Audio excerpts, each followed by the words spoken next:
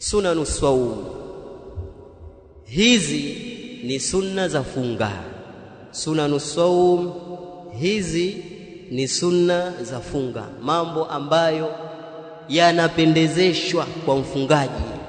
Mtu anapofunga anapendezeshewa kuyafanya haya, si wajibu, sio masharti, si nguzo, sunan, mambo yenye kupendezeshwa ya sunna. Anasema mtunzi, min sunani sawmi, miongoni mwa sunna za funga. Min sunani sawm, miongoni mwa sunna za funga. Ukiambiwa sunna usipuuze, kwa sababu sunna ndiyo ambayo inazidisha uzito wa malipo na thawabu kwenye ibada yako yoyote, iwe ni swala, iwe ni funga, iwe ni chochote. Ikiwa kuna sunna imethibiti kwenye faradhi fulani kabla au baada, vizuri kuileta, na ile sunna ndio inatia uzito wa thawabu, inaongezea malipo kwenye ile faradhi uliyofanya. Kuziwacha hizo sunna hautapata dhambi, lakini huenda ile funga yako ya wajibu ikapungua uzito wake na malipo yake ni madogo. Yule ambaye atafunga akatekeleza sunna za funga na mwingine kafunga hakutekeleza sunna za funga, malipo yao ni tofauti, kwa sababu wewe umefunga kwa kufuata mambo ya faradhi tu, hujaweka sunna yoyote, kwa utapata malipo ya ile faradhi yako tu. Yule mwingine amefunga atapata malipo ya faradhi ya funga, na kafanya mambo ya sunna atapata malipo ya zile sunna, kwa atapata malipo mara mbili. Kwa huwezi kumkuta, kwa ili umkute yule na wewe ufanye sunna kama yeye. Kwa unapoambiwa sunna sio kitu cha kudharau, na hizi sunna ndio ambazo zitaenda kuziba sehemu ambazo ziko wazi katika mambo yetu ya wajibu. Siku ya kiyama utaangaliwa faradhi yako ya swala umetekeleza kwa kiasi fulani, lakini haijakidhi haja. Angalieni sunna zake ili tuongezee hapa katika uwajibu wake, na tafuta swala zako za sunna zinaongezewa pale. Umefunga wewe funga ya Ramadhani ya wajibu, lakini kuna mambo mengi umeingia katika mambo ya haramu, bado funga yako haijakidhi haja mbele ya Allah, haina kiwango cha kukubalika kwa asilimia zote. Wataambiwa angalieni katika sunna zake za funga, wakati anafunga alitekeleza sunna zipi? Zile sunna zitaingizwa pale ili kuziba ule upungufu uliopata kwenye wajibu wako wa funga ya lazima. Kwa ukiambiwa sunna usidharau kwamba ni sunna tu, ina maana kubwa na malipo makubwa mbele ya Allah. Nukta ya mwanzo, as-sahuru, kula chakula cha daku. As-sahuru, kula chakula cha daku. Ukisema as-sahuru ni kile chakula. Sasa ukisema as-suhur kwa dhamma ya sin ni kile kitendo cha kula, kile kitendo cha kuchukua chakula ukaanza kula, hichi kitendo inaitwa as-suhur. Lakini kile chakula chenyewe sasa, kama ni ugali, tambi, kalimati, chapati, ubwabwa, kile inaitwa asa kwa fatha ya sin, as-sahur. Watoto waita msosi, ndio inaitwa as-sahur. Wengine kusema msosi ndio anaelewa sasa, lakini waambia chakula haelewi. Msosi ndio inaitwa as-sahur. Qala sallallahu alayhi wasallam, tasahharu fa inna fi as-suhuri barakah. Mtume anasema tasahharu, kuleni daku, fa inna fi as-suhuri barakah, hakika kuna ndani ya chakula cha daku baraka. Fa inna fi as-sahuri baraka, hakika kuna ndani ya chakula cha daku kuna baraka. Ndani ya kile chakula unapokula daku, kile chakula inakuwa ni mubarakun, ni chenye kubarikiwa kile chakula cha daku. Kwa ajili hiyo Mtume akahimiza tasaharu, kuleni daku. Na imeitwa as-sahur kwa sababu kinaliwa katika wakati wa sahar. As-sahar ni wakati wa mwisho wa usiku kabla ya kuchomoza alfajiri, ule wakati wa sahar. Ndio maana chakula hichi kinaitwa as-sahur, chakula chenye kuliwa wakati ule wa usiku. Hakiliwi mwanzoni mwa usiku wala katikati ya usiku, baada ya usiku kuingia kwenye theluthi ya mwisho, sehemu ya mwisho ya usiku inayofuatiwa na alfajiri, ule ndio muda wa kula daku.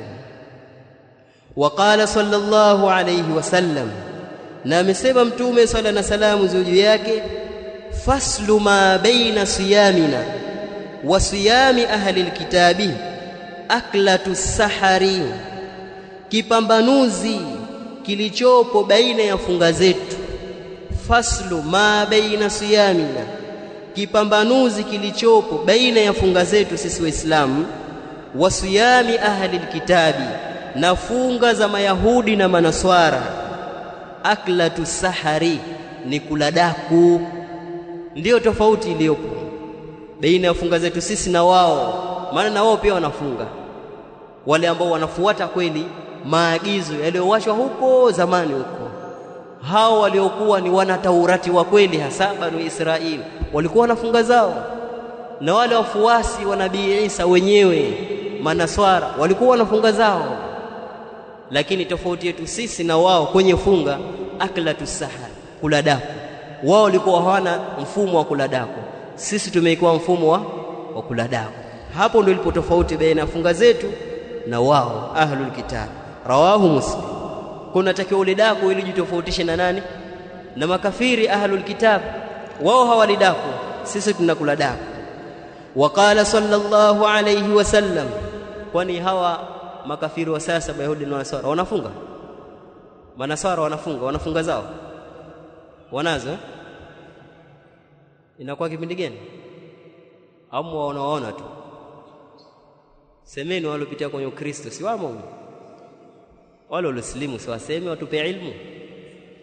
Wao umeslimu?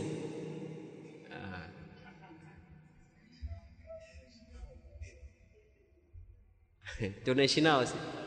Hao wanafunga lini wao?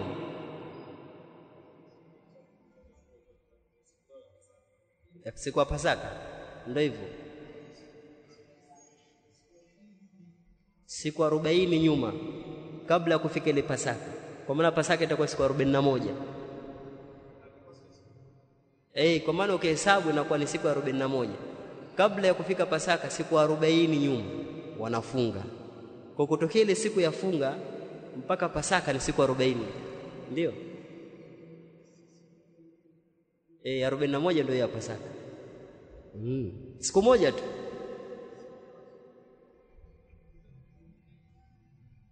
Haya, wao hawalidaku, sijui kama ni kweli au vipi uhalisia wao hao, lakini kwa mujibu wa maneno ya Mtume wao katika sheria yao hakuna daku, hakuna daku. Sijajua hao, maana wengine hao wa roho watamka usiku wale, halika kwenye sheria yao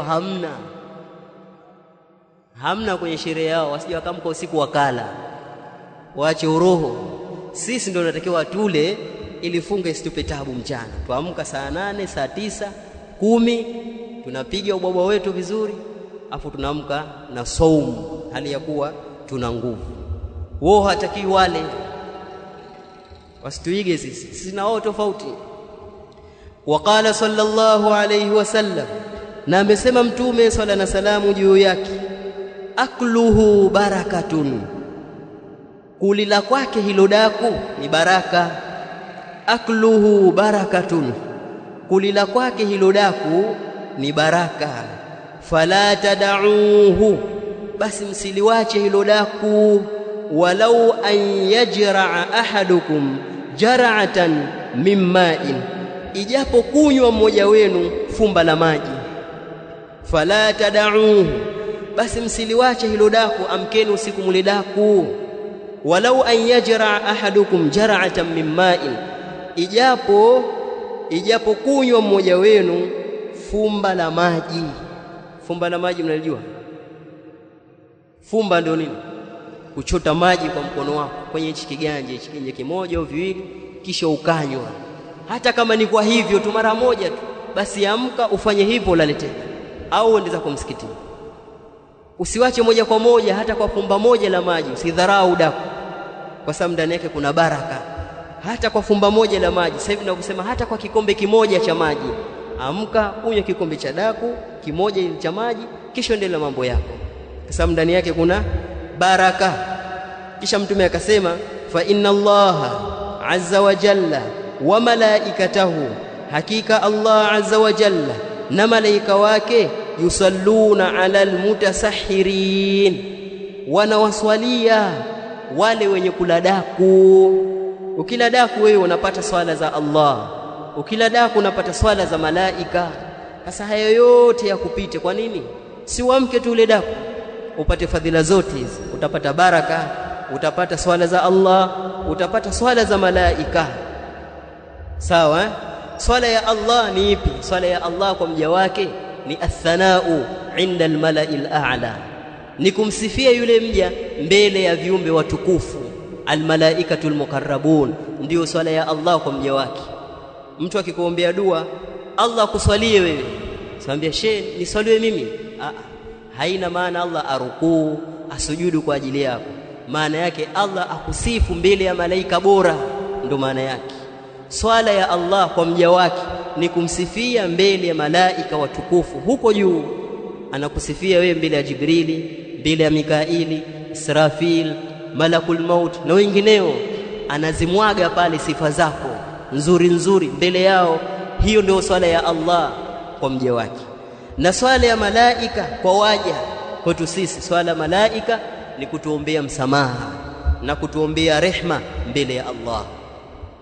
Na swala yetu sisi kwa mtume ni kusema Allahumma salli ala Muhammad wa ala ali Muhammad mpaka mwisho wake, kama ilivyo katika swala kwenye tashahudi mwishoni.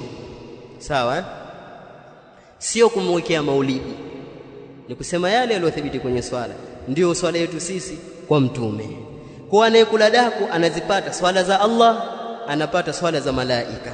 Rawahu Ahmad bisanadin hasanin, amepokea hadithi Imam Ahmad kwa sanadi iliyokuwa nzuri. Hapa kuna masala nitasema kwa haraka.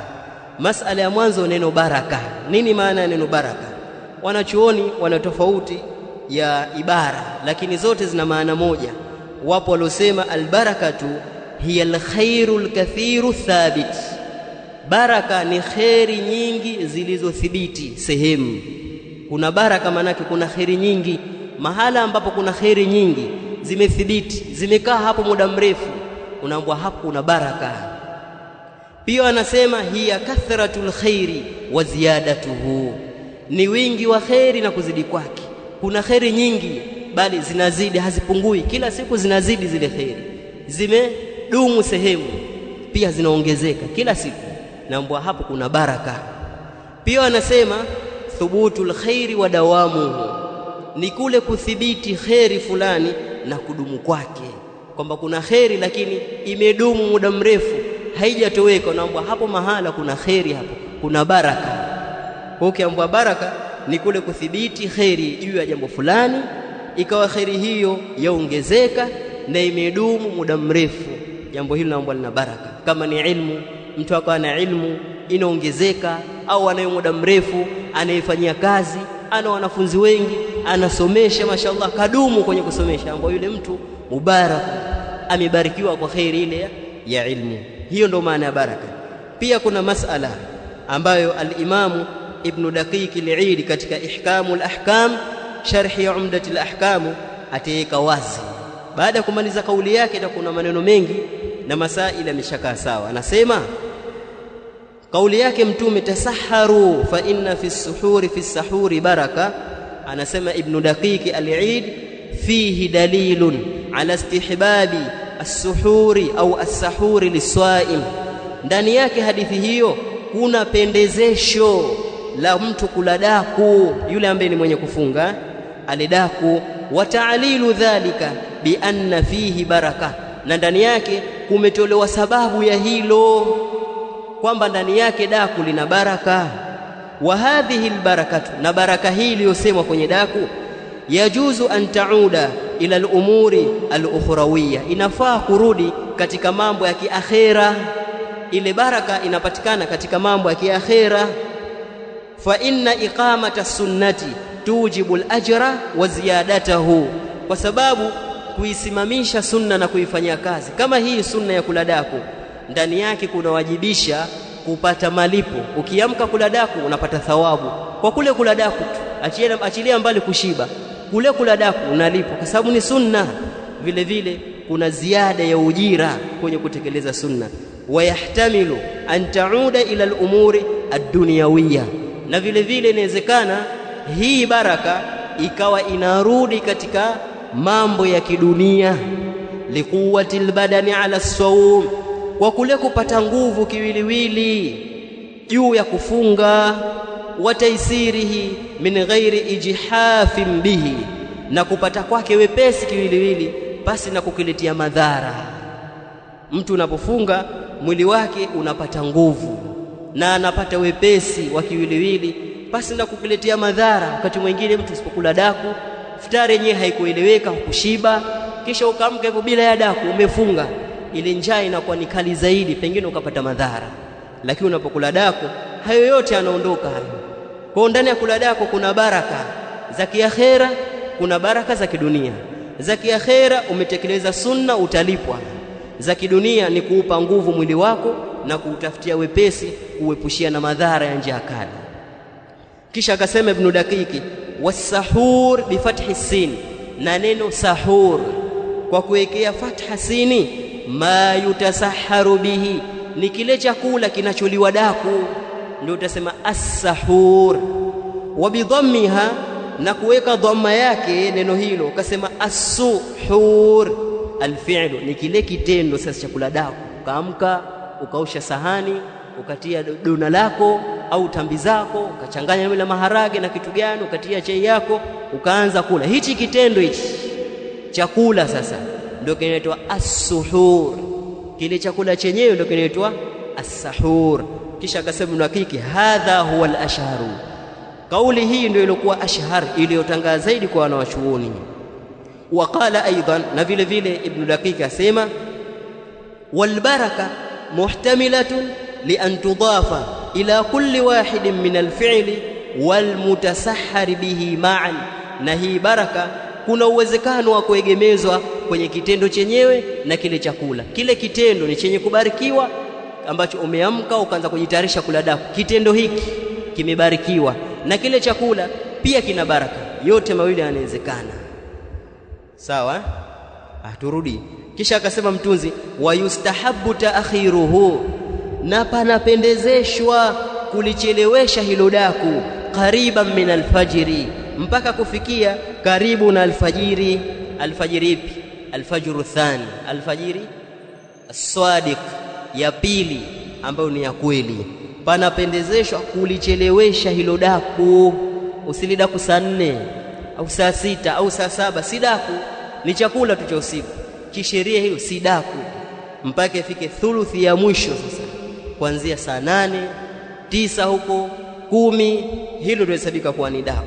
Ucheleweshe daku lako hadi muda huo, na hilo jambo limethibiti kutokana na riwaya Anas kutoka kwa Zaid ibn Thabit radhiyallahu anhuma qala, amesema Mtume sallallahu alaihi wasallam amesema, Zaid ibn Thabit tasaharna ma'an nabiy, tulikula daku pamoja na Mtume sallallahu alaihi wasallam. Thumma qama ila salati, kisha Mtume akasimama kuiendea swala. Baada ya kula daku, baadaye Mtume akasimama kuiendea swala. Qultu, nikasema mimi Anas ndio anosimulia. Qultu, nikasema mimi kumuuliza Zaid ibn Thabit, anamuuliza sahaba mwenzake, kam kana baina al-adhan was-sahur, ni kitambo gani kilichokuwepo baina ya adhana na daku mlilokula pamoja na Mtume? Maana akasema baada ya kula daku kisha Mtume akasimama kwa ajili ya kuiendea swala. Anas anamuuliza Zaid ambaye alishiriki kwenye tukio na Mtume, kulikuwa na muda gani baina ya hiyo adhana hiyo ya kuswali alfajiri na lile daku lenu mlilokula na Mtume? Qala, akasema Zaid ibn Thabit, qadara 50 aya, kulikuwa na kiwango na kiasi cha kusoma aya 50 baada ya daku letu na Mtume hadi kufikia swala, kulikuwa na kiwango cha kusoma aya 50. Nauliza swali, aya 50 zinachukua dakika ngapi kwa kisomo cha kawaida? Sio cha haraka wala cha kuburuza na kuvuta mdomo. Kisomo cha kawaida dakika ngapi hivi aya 50? Nusu saa. Sasa kama ni hivyo, kwa majawabu la imamu, alivyosema imamu wapi? Kama alivyosema imamu wetu ni nusu saa. Ikiwa ni hivyo, kwa maana sasa hivi alfajiri ingia saa ngapi? Adhana ya pili saa 11:15 mathalan, sawa? Rejesha nyuma nusu saa, utapata saa ngapi? Kuanzia 11:15 rudi nyuma hadi upate nusu saa, itakuwa saa ngapi? Saa 11 kasorobo, saa 10 dakika 45. Kwa baina ya daku la mtume na adhana ya alfajiri nusu saa tu, kwa maana saa 10 ndio walikuwa nakula daku. Sasa sisi leo tuala saa ngapi? Ukitoka tarawih unakula unalala, si daku hilo. Hicho ni chakula tu cha usiku. Daku naliwa theluthi ya mwisho wa usiku. Weke alam au weke watu kuzindua muda huo, saa 8, saa 9, saa 10 ndio muda wa daku. Kila unapozidi muda kwenda mbele karibu na alfajiri ndio muda mzuri hasa unaotakiwa, mpaka ubakishe baina ya adhana na wewe kiasi cha dakika 20 nusu saa zaweza kukaa na kupumzika, kujitayarisha na swala, kupumua kidogo, vyakula vishuke, kisha unaingia kwenye swala. Sio kula daku saa 5. Sawa? Haya, qala al-Imam an-Nawawi, hayamo kwenu, msikilizeni faida. Qala al-Imam an-Nawawi katika al-Minhaj, anasema al-Imam an-Nawawi alipokuwa akisherehesha baadhi ya hadithi zinazozungumzia daku, akasema ittafaqa ashabuna, wamekubaliana wafuasi wetu. Wafuasi wetu mkina nani itakuwa? Al-Imam an-Nawawi anasema wamekubaliana wafuasi wetu ni kina nani? Ni sisi mashafi, sio? Ittafaqa ashabuna wa ghayruhum, na wasiokuwa hao wafuasi wetu katika madhahibu nyingine, minal ulamai, miongoni mwa wanachuoni, ala anna as-sahur sunnatu, kwamba kula daku ni sunna, wa ta'khirahu afdalu, na kulichelewesha hilo daku ndio bora zaidi. Wa dalilu dhalika, na dalili ya hayo, kullihi, yote, al-ahadithu as-sahiha, ni hadithi zilizokuwa sahihi. Dalili ya hayo yote kwamba daku linatakiwa liliwe ndio sunna, vile vile kulichelewesha ndio bora zaidi, kuna hadithi zilizokuwa sahihi kwenye milango hiyo. Kwa sisi mashafi tunachelewesha daku kwa maneno ya Imamu an-Nawawi. Maana kuna watu wengine wamekalia ubishana, wakiona wale masalafi waambizana kuchelewesha daku, basi wao atakaoende kinyume ili asionekane yeye salafi.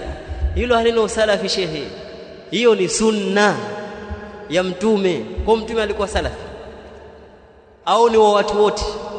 Hasa wewe fanya kumfuata mtume, usifuate masalafi. Lakini pia maimamu hawa hapa wakishafi kwamba kula daku ni sunna na kuchelewesha ndio bora zaidi, lakini hawatazami haya. Wakati wao wachelewesha, sisi tuwawahi, hata kama ni makosa wafanye hivyo hivyo ili kuonyesha ule ubishani. Nukta inayofuata nasema ta'jilul fitr,